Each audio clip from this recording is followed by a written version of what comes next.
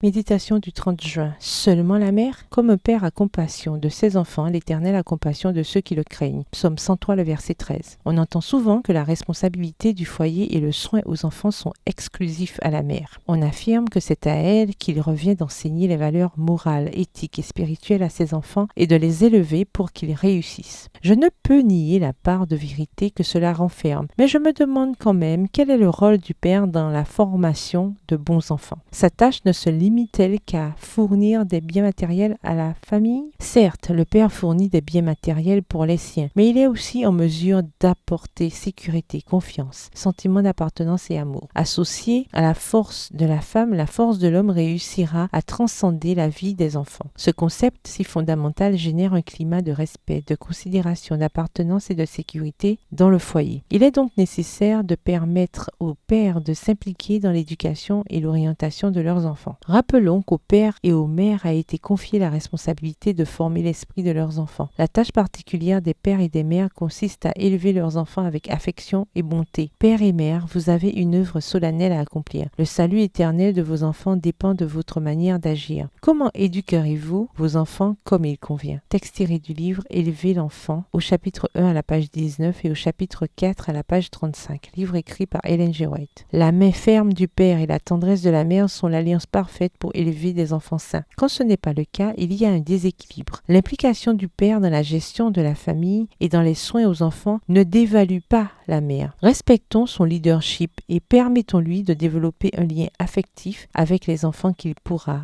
de là, corriger et discipliner. Au sein de la famille, la présence et la sensibilité masculine sont nécessaires pour apprendre aux enfants la maîtrise de soi, la force, le soutien, une saine estime de soi et le respect de ce qui est masculin et féminin. Ensemble, père et mère réussiront à préparer leurs enfants à être non seulement de bons citoyens sur terre, mais aussi des héritiers de la patrie céleste. Bonne journée, que l'Éternel vous bénisse.